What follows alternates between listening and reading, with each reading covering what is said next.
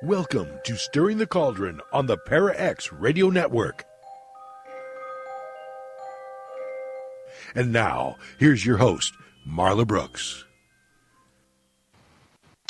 Well, merry meet everybody, and welcome to Stirring the Cauldron. Tonight we're going to be talking with Charity Bedell and talking about her book, Container Magic. Now, she's also known as Luna Wind and is co-author of the Good Witch's Guide series and the Wikipedia spell deck, and that's Wicca as in Wiccan.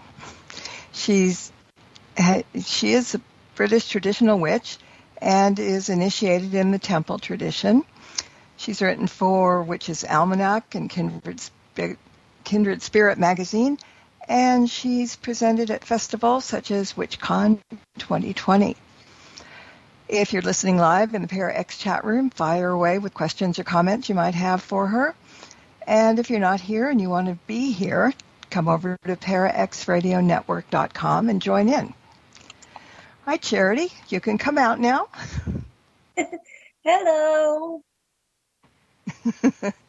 I think what we're going to try to do tonight, and it's going to be tough maybe, but we're going to try and do a mini basic Container Magic 101 class because, it's not quite as simple as find a jar, throw something in it, and that's that. There's a whole lot more to magic, isn't it? There is, and that's actually what started the whole book, because I was browsing Facebook groups, as I often do, and there were a lot of beginners who would do a container magic spell, but all they would do is they just had an intent, and they threw everything they thought would be related to the intent in the jar, and then did nothing. And then they complained that the spell didn't work. I'm like, well, you're missing some steps there. Yeah, and the words container magic seem to be self-explanatory, but so many different types of containers, other than jars or boxes. There's a whole bunch of them in there, and I was kind of scratching my head that I never considered them magical or even something that would be a container. Where did you find out all these different things as opposed, because, in the beginning we always just know jars, but then you took the next step and went looking for other things. Everyone knows jars and charm bags, and that's really, and poppets, when you fill a poppet. Those are the three that people seem to know and always seem to focus on. But through a lot of trial and error, there were times when I've lived in places and times where I had to be very creative in how I worked magic, I began to develop and realize that there were other things that could be used as a vessel for magic. Like, I've been on all kinds of different medications for depression and anxiety my whole life, but I can repurpose those old medicine bottles to be a charm for the same thing to carry with me at any time. Mm-hmm. You could even do, and when this thought came out, I remember like 10 years ago where there was the Coke rave where you had to go and try to find your name on the bottles. Mm-hmm. And when you think about it, a Coke bottle kind of has the shape of a human body. True.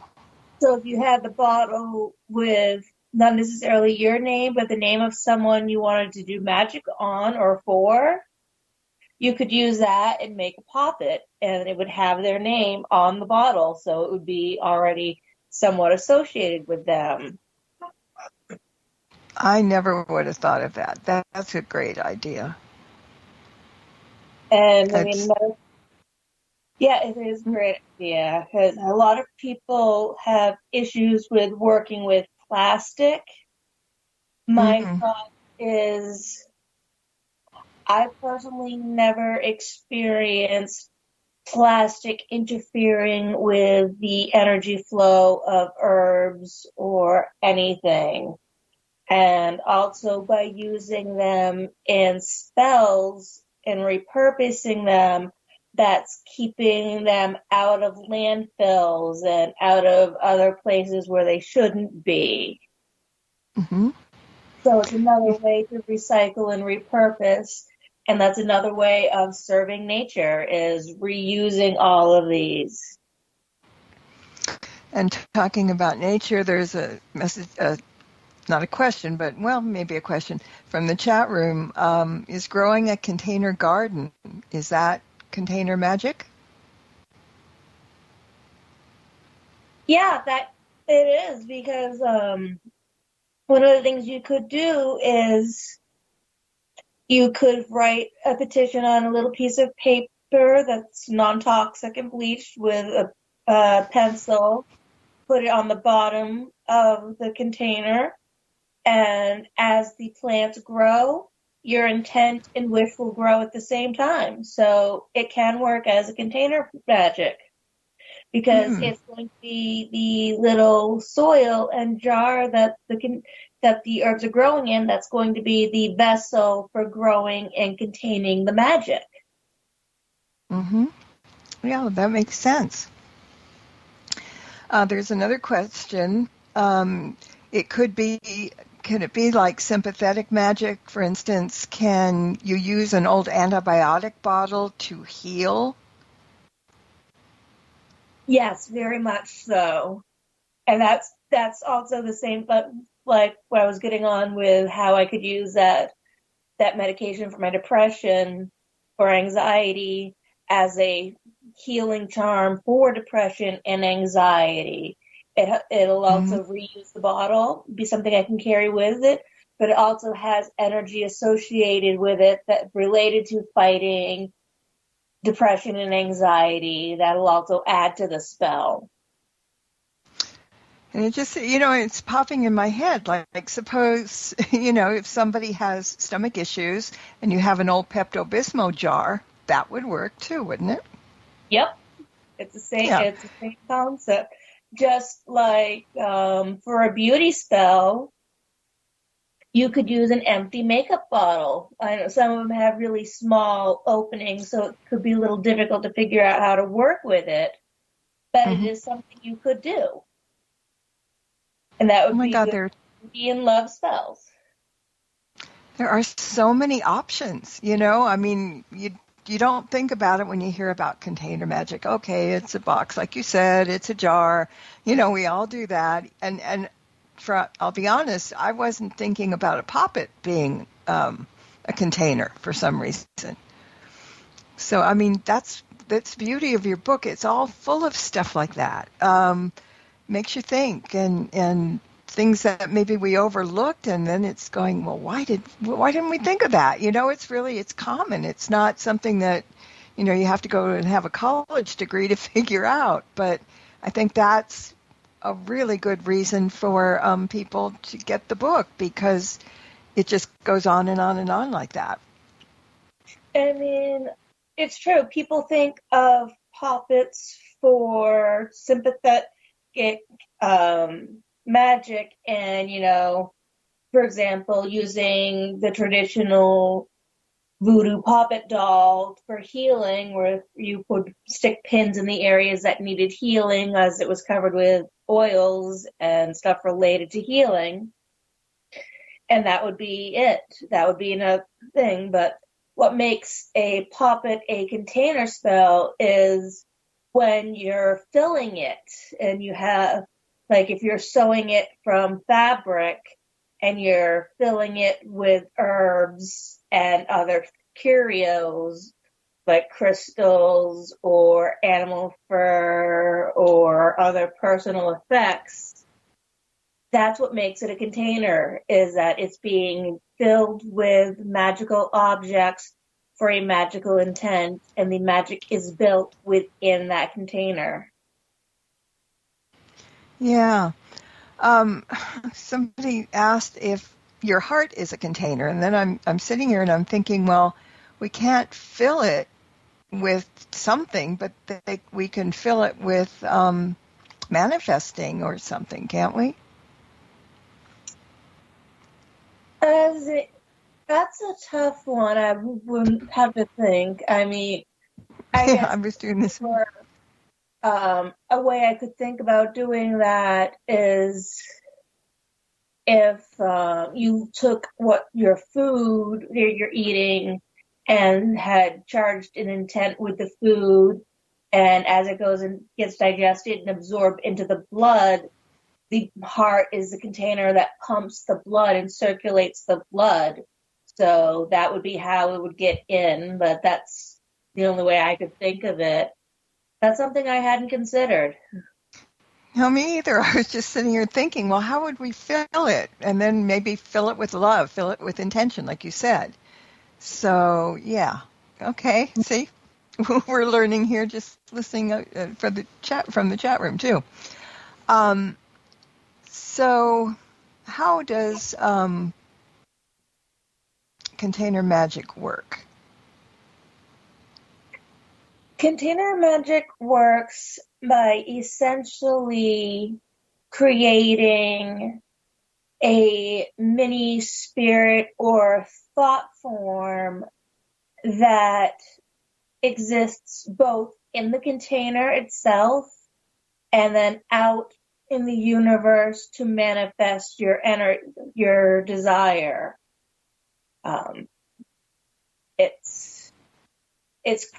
The spirit is created through a combination of your mental focus and your thoughts and feelings on the process, any physical energy involved, whether it be grinding herbs or even the physical acts of lighting a candle, sewing objects, stuffing materials, drawing, all of the physical actions that use the physical energy, as well as all of every single individual item has its own energy. And what you do as you form the container magic is you take each bit of the energy one at a time and you shape them and mold it into one bigger force. So it takes all the smaller forces from each individual herb or crystal or curio and melds it together based on one singular desire into one form, and that form is then sent out into the universe to do its work. I've got another message in chat room. She says she almost hates to ask, but is a Dybbuk box a container magic? A what? Dybbuk box. It's I know what it is. I'm trying to. It's kind of a negative box. A Dybbuk is like a demon in a sense, and there is something called a Dybbuk box. And so I guess it's a box, and it's probably a negative box, and I guess it would be a container. I was going to say, it probably, if it contains or is used to contain a magical energetic force or a spirit, then in essence it's a form of container magic. Those people that seal spirits to dolls and trap them in there unwillingly, they're turning those dolls into vessels for the spirit and thus making the dolls into a form of container magic. Okay. Let's talk about choosing the right container for the right spell. I mean, is there the right and wrong way, or is it your intent and you think it's going to work, it'll work? There really isn't a right and wrong way. In the end, it's going to boil down to what is actually available for you. But there are a couple of things I consider. Like, is it a container that I am going to be using again? Like, any money spells that I do, any money work that in a container I do, I always tend to use the same jar or same containers because that builds up a time period over time. What are you making the container for?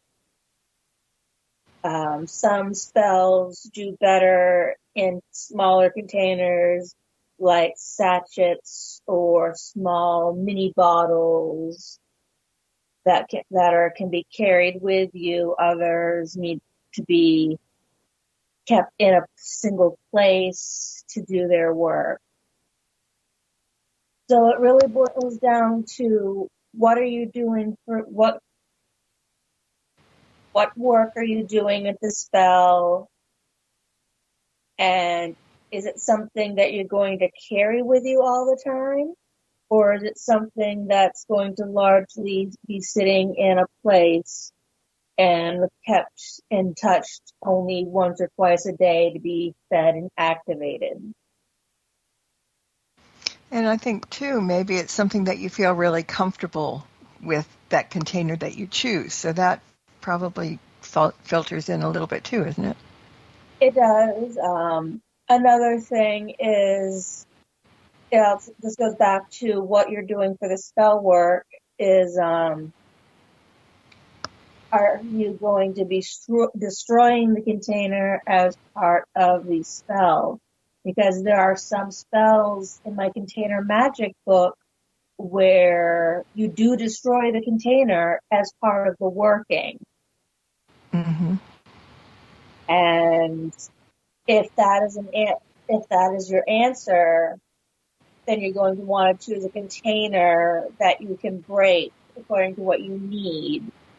So if you were going to burn it, you would need something like paper or cardboard or wood that is burnable.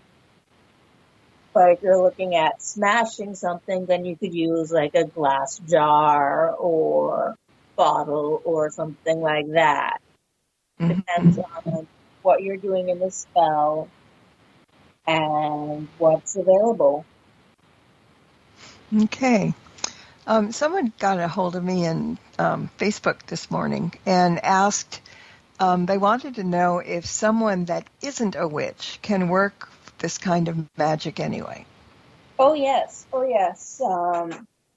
The spells in the book come from both witchcraft and another magical tradition that isn't witchcraft, that's Conjure. Mm-hmm.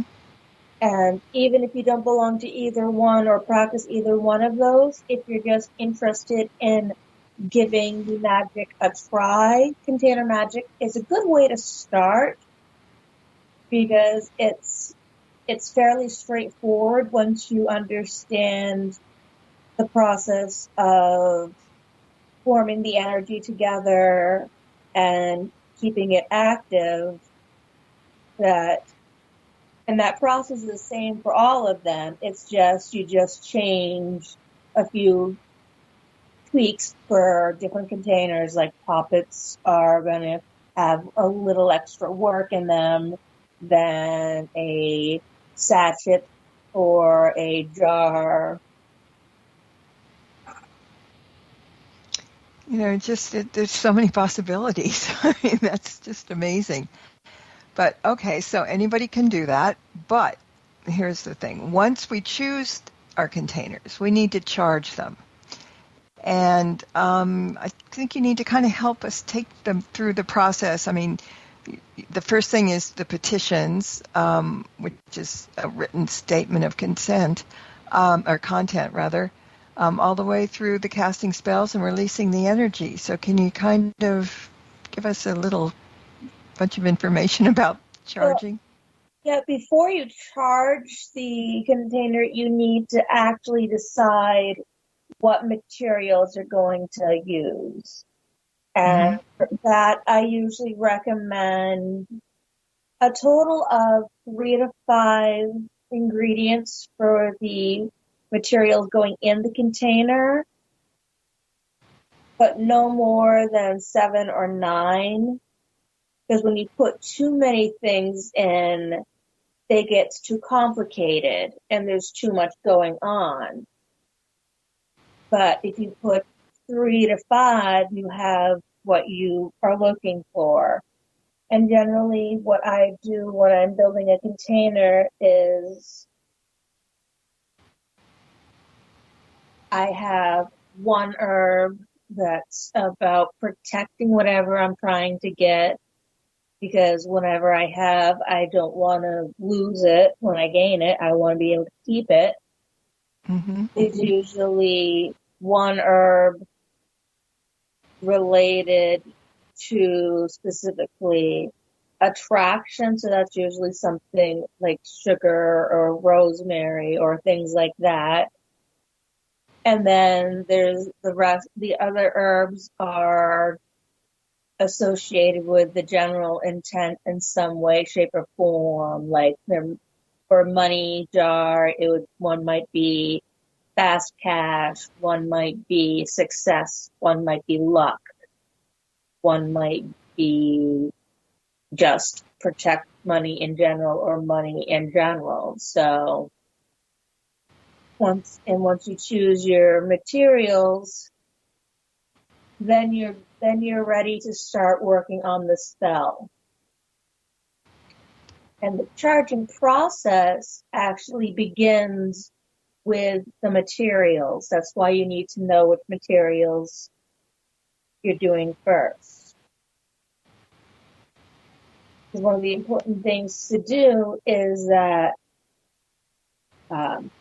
if you don't give the materials in your container magic a specific job, if you don't tell them what to do and you don't wake up the spirits, you're not going to have anything. You're not going to get any magic or anything. But one of the ways I do that is I hold the herb or crystal in my hand and I feel its energetic vibrations, and I try to align my energetic vibrations with it by stating I vibrate in harmony with, I vibrate in harmony with, and then tap on the material. And once that's done, the material is awake, then I tell it, I need you to do this work. Then I place it in the container. And then I repeat that for each ingredient. Once all of the materials are in the container, it gets charged by the actions of shaking or manipulating the container. Poppets aren't really shaken, they're played with, and the herbs are mixed around by fondling the sachet or the poppet. Jars and bottles and balls are things that you can shake and get energy going that way. And you can do that for as long as you can. If you have a lot of mental focus, direct any mental energy you have, any images, any colors you associate with your goal into the container as you're manipulating it. When you can no longer hold on to those images and you can feel the energy vibrating from the container, it's all charged and ready to go. So now that it's charged, it just needs to be set somewhere and fed. I was going to ask you about feeding the container. Can you explain about that? Yep, I was about to get into that because that's the next step. Feeding the container is what keeps it charged. And one of the things I do to feed the container is I pass it through incense associated with the work at hand. Mm-hmm. I anoint or the material, the container, with oils or tinctures. I can pass it through candles, or pass it through the flame, or safely over, depending on what you're doing. You don't want to catch fire, so and then there's also the shaking it or manipulating the container at least once a day, ideally 2 to 3 times a day, as long as you need the work. But it's the daily manipulation that releases the energy out into the universe and also builds some of the energy. It's what keeps the energy both attached to the container and out in the universe at the same time, by being a way to release and feed it energy at the same time. And I was reading in the book, too, about some containers are designed to have an indefinite length, and not just, okay, we're going to do it now and it'll be over in 5 minutes. But they need to be charged maybe once a month, is what I read in the book. Yes. So there is. Yep, those would be things like peaceful home charms. Those are things that, who doesn't want to always have a peaceful home?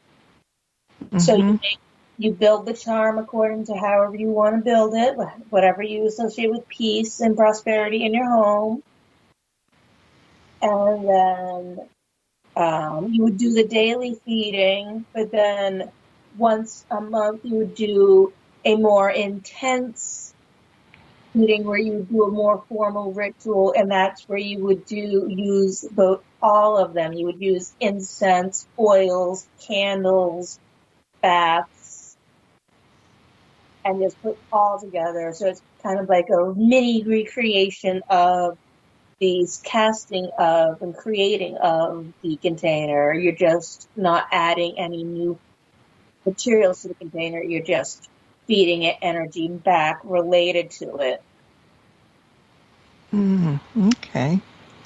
We're going to take a break in about a minute or two, but I just want to go back to talking about people that aren't witches. And, there will be people that may not know how to create a spell. So can they just kind of say out loud what their wishes are when they're doing rather than doing not a real spell? I mean, whatever is, everything is not going to be like in rhyme or, something like that. But your intent, yeah. Yes, that's what the petition is for. It's just a written statement of intent that could be as simple as, this is what I want. Or it could be a little more specific, including details about things that you you need to avoid, or things that have to be associated. But as long as it is a simple, this is what I want, this is what I'm getting, for your base intent, so the universe knows what you're looking for, you're golden. Okay, yeah, because that makes sense. I mean, but people say, well, no, I can't do this because I don't know how to make a spell. Well, a spell isn't always what you think it is, It can be a whole lot of things. So, all right, we're going to take a quick break, everybody. So stay put, and we'll be back in about 2 minutes. There's more Stirring the Cauldron with Marla Brooks right after these important messages. I was in the hospital with my son for 18 months. When he got injured, I wasn't prepared, but I knew I had to be strong. When I was told about John's injury, I was in complete shock. I just remember rushing into his room and giving him a big hug and letting him know I was there. These veterans and families are just a few of the heroes we serve at Homes for Our Troops. For thousands of severely injured veterans, everyday life is filled with barriers. It was really the little things throughout the house. Counters that you can't roll up to. I had to drag my wheelchair down steps. I want to help, but he is so determined. At Homes for Our Troops, we build specially adapted custom homes with features like wheelchair access, roll-in showers, and automatic door openers that allow them to function independently and focus on their recovery and family. This house is freedom. It's hope. It's a new beginning. This house has given me my family back. To learn more, visit hfotusa.org. Throughout time, events have occurred that have shaped human history. Spirit voices from the past have many stories to tell, and for the past several years, channelers Barry and Connie Strom have been conducting live channeling sessions and relaying those stories and messages from those on the other side. We invite you to tune in to Barry and Connie's new show, Channeling History, on the PowerX Radio Network, every Sunday night at 9 p.m. Eastern, as they relay the messages of those voices from the past, the ones who have witnessed history firsthand, and those who have made history themselves.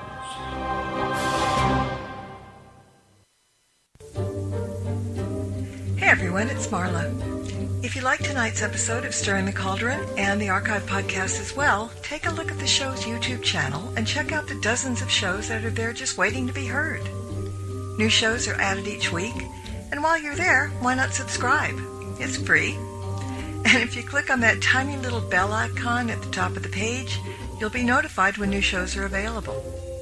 Just go to youtube.com and then type in Stirring the Cauldron Para X and the link will appear. Just like magic.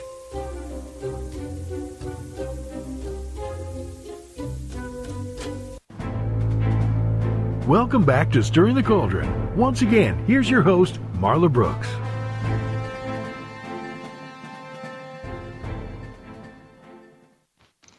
And my guest tonight is Charity Bedell, and she's giving us all kind of heads up on how to do spell casting using sachets and bottles and poppets and jars.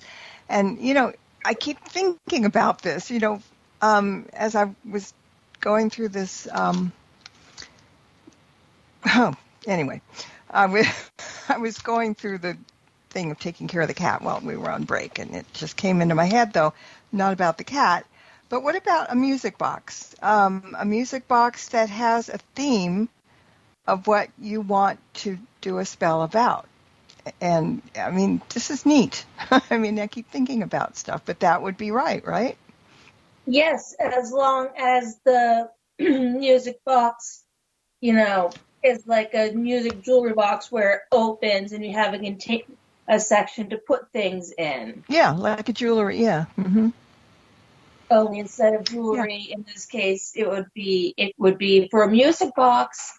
I would use cut photos from a magazine. People always look at me strange when I mention go to the dollar store and look at the toys. If there's a little plastic toy that's small that resembles what you're looking for in your goal, put it in the box. Put it in your charm bag. It's using toys in your magic is okay. If the symbols work for you, then the magic will work. Especially since, a lot of the little toy animals and toy figures look a lot like their real life counterparts. Mm-hmm. So you could take a toy dog or cat and do a healing spell on your dog or cat. Kind of like that. Yeah. I like that. See, there's just 1,000 different things that, you can do. There's another question from the chat room. Does the type of mojo bag work best by being with you or on you for a time, or can you leave it without losing its effects? Mojo bags, sachets, and grist bags, all of those work best when they're carried on you. Now, like in my case, my pants don't have big pockets oftentimes, so that's not how I'm going to be able to do it. But I have a purse or a bag with me that I can carry with me, and I can have the sachet or mojo bag in my purse, and that constitutes carrying it with me. Because when you carry it with you, it's sending that energy out with you wherever you go, giving it more opportunities to work on your behalf and make the work happen. It's all about getting the energy out there so that the work can happen. And that's why the charms and spells in the book cover large charms that would be kept in place, as well as tiny small charms that can fit in your pocket or wallet, and even how to make a simple charm using paper. Paper packets are actually probably my favorite form of container magic, because I've learned how to do that when I was during one of my lowest times, and I had very few tools at my service inside to work with magic. But they ended up being the most effective spells I have ever done. That's kind of neat. I'm just looking at something. We know now, okay, we were talking about how to use container magic. So how do we end the spells or dispose the contents?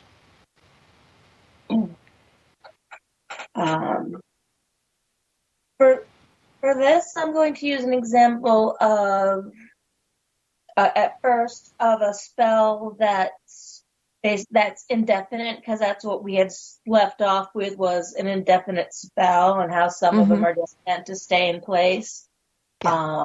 And this example is a witch's jar, or a witch's bottle, or a witch's ball. All three of those do the same exact thing.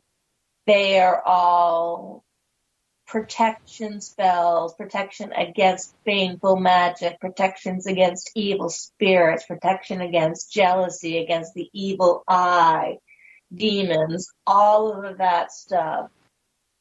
And what that is that once those are made and set, you leave them in place. They're not disposed of or destroyed unless you move.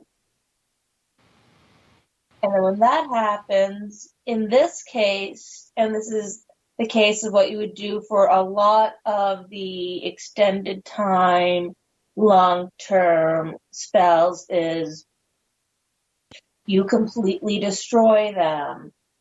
You break, if it's a glass jar, you break the glass jar, you smash it.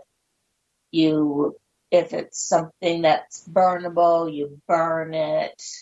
You do everything you can to destroy it. And that releases it. In those cases, in the case of the witch's jar, it releases the energy that had been trapped, and so that energy can now be neutralized back in the earth. With other spells, it just releases any remaining energy back into the universe to be used as it wants. Okay. For your regular shorter term, maybe carry for a month or so charm, like for a, let's just say a gambling charm bag that you're taking out only a couple times a month when you go gambling, whether you play poker or going to a casino or something.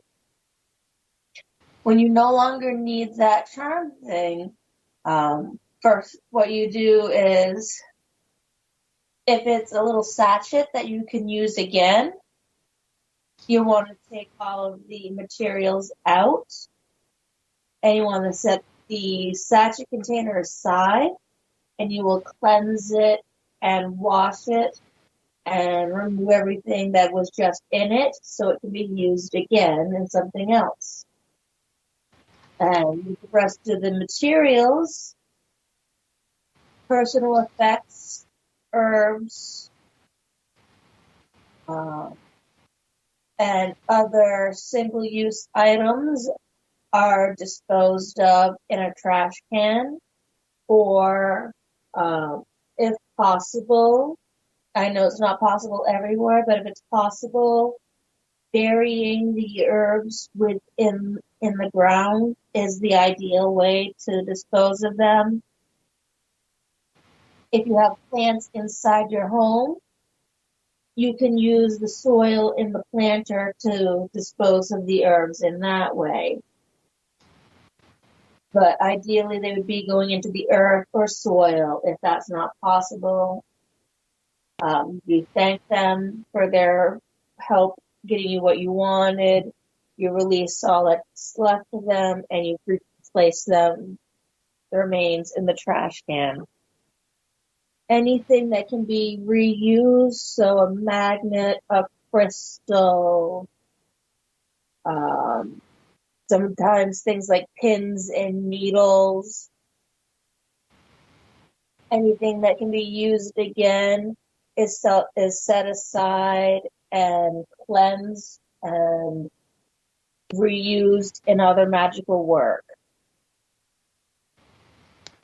Yeah, that's what I was thinking about. If you had, say, a witch's jar, and, they're for good and for bad. People think maybe they're all for bad, but they're not.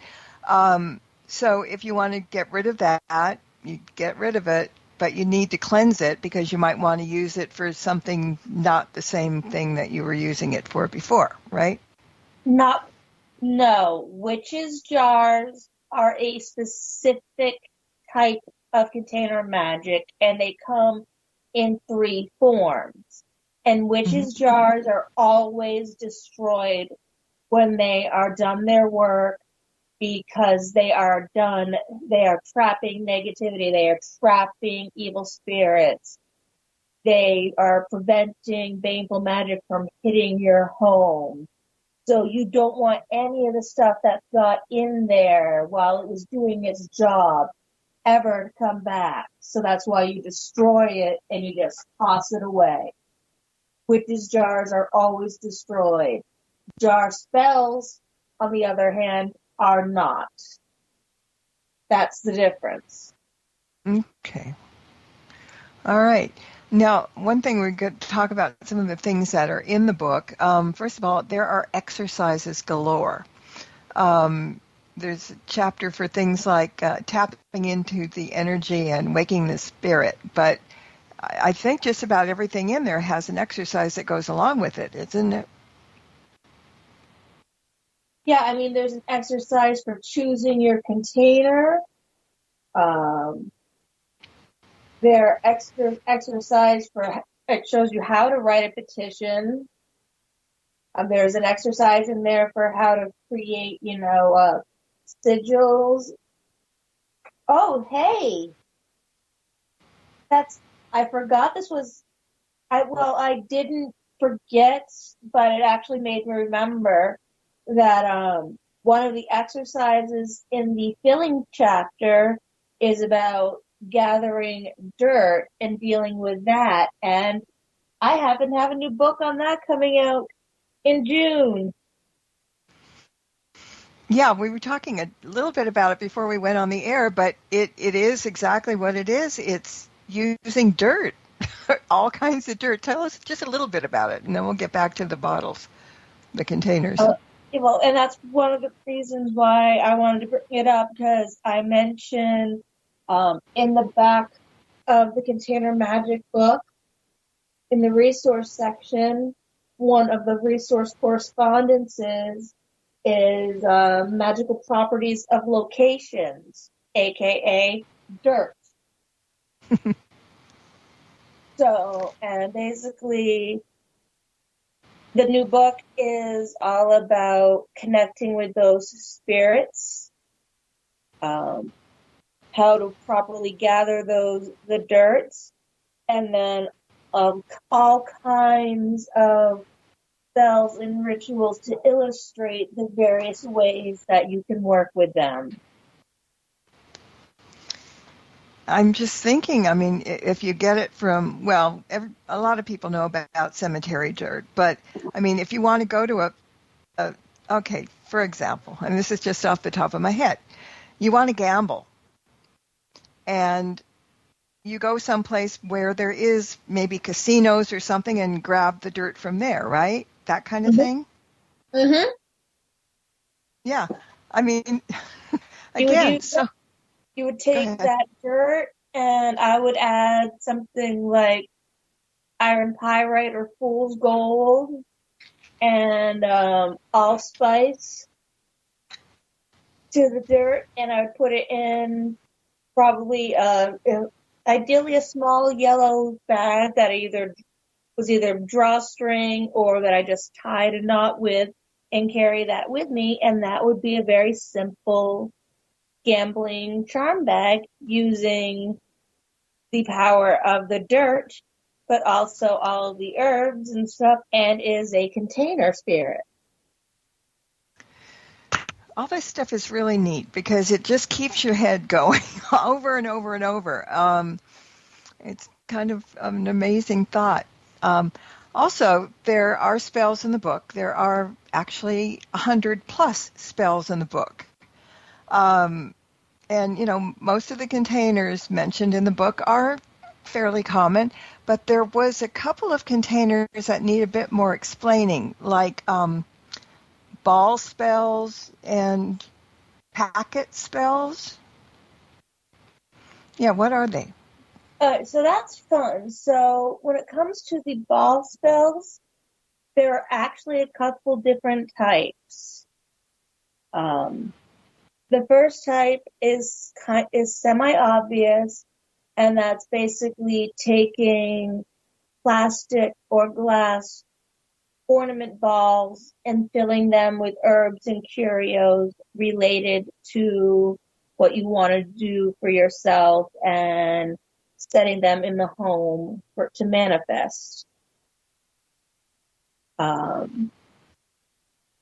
Then there's also where you can make clay balls, which I believe is what I do. I have my book right here with me just to remember what I did for those. Yeah, and honestly, there is so much information in there. I can't see that you could remember everything because it's like 200 or more than 200 pages, but it's a little tiny print, so there's way more than you think. So yeah, so you have the ornament balls, which is pretty much self-explanatory. You make them and you use them as house decorations, and as they hang about the house and you touch them and play with them and look at them, they release their energy around the home and they do their job. The other thing is that you can make a magical ball from clay or dirt. And the idea is that depending on what you're doing, you get the clay and the dirt and you mix in all the herbs and you knead it and you spend the time making it into a nice little ball, and then you set that aside and let it harden and dry.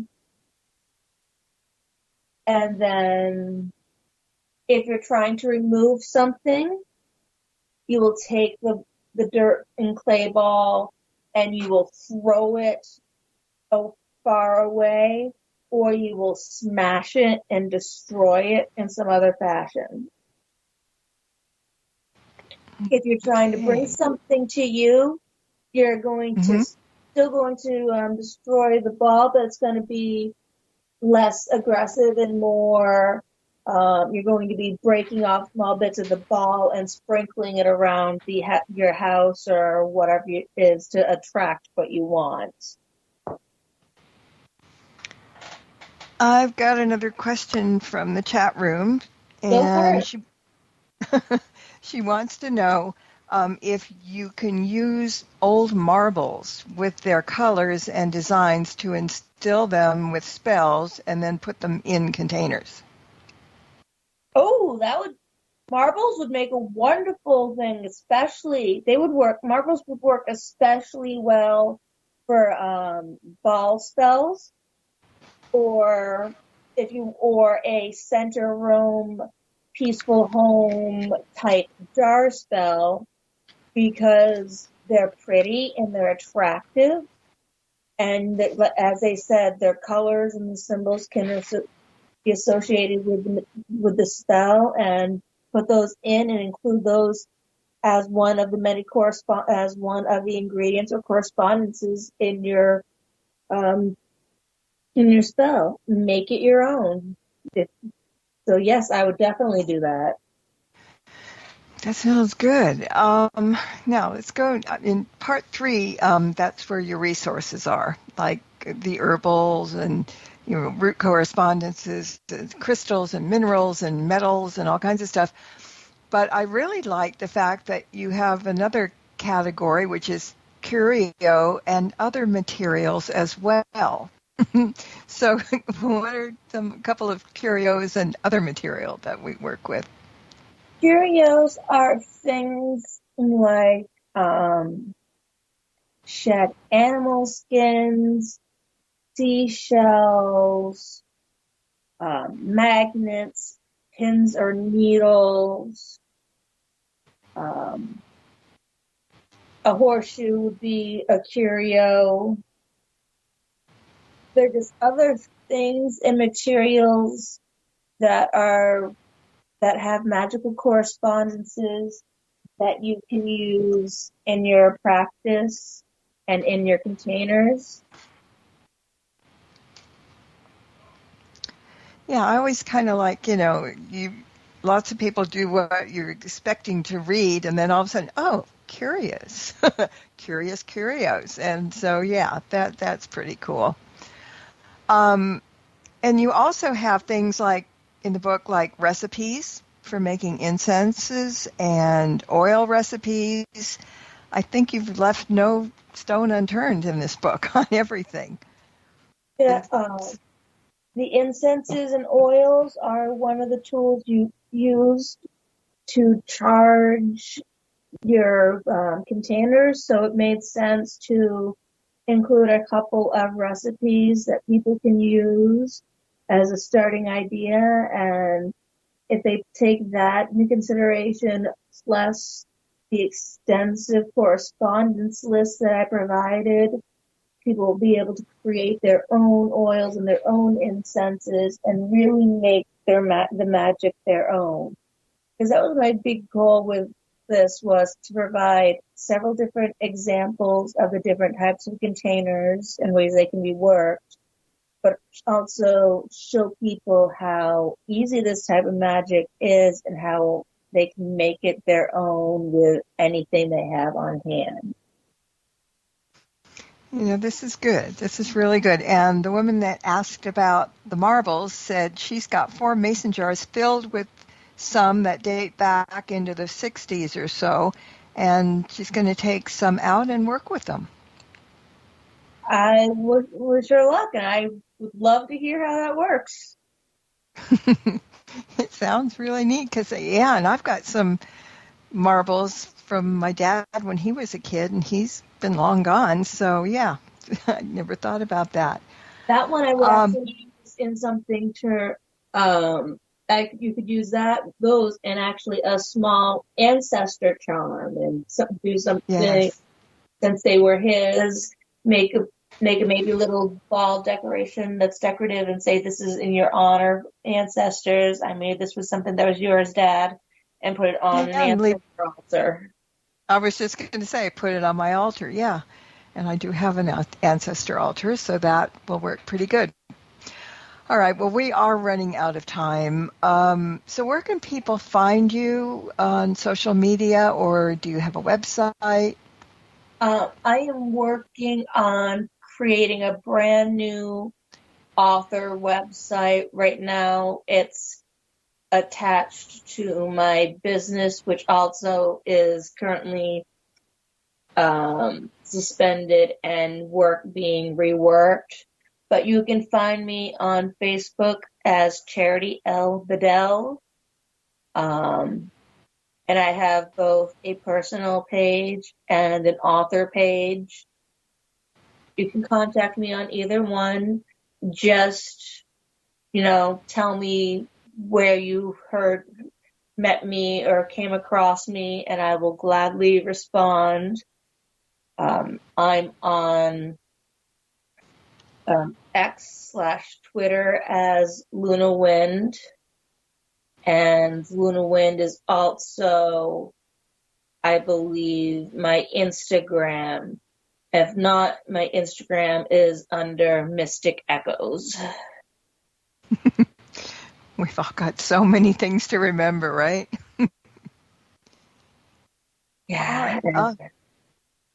Well, yeah, I've got a couple others that I'm trying to work with again, but they have nothing. Those are the ones that I know I'm always using, so. Well, maybe when you come back to talk about dirt, maybe they'll be up and running and stuff. So we'll look forward to that. But in the meantime, I'm really thank you for sharing the book. I know, it made me think a lot and get creative just thinking about it. So, yeah, it's good. And I think a lot of people now will be a little less hasty about tossing out containers also. They're just taking up room. No, use them for spell casting. That will be good. Well, I mean, that was also one of the jokes that came about thinking this is that there's always these jokes and memes about how one of the ways someone is a witch is that they have boxes and boxes of jars, containers that they just kept because they don't know when they're going to need to use them, but it's a good container, so they're going to keep it and use it for something. I know. I know that very well. Okay. Well, thank you, and let's thank all the people that are listening in. And until next time, everybody, blessed be, and merry meet again. Good night. Thank you for tuning in to this episode of Stirring the Cauldron with Marla Brooks. Please join us again next week at the same time for another great guest and more cauldron stirring. Any rebroadcast or other use of this program without explicit permission is strictly prohibited. Copyright 2024. The Mysterioso March by Kevin MacLeod is licensed through Incompetech.com.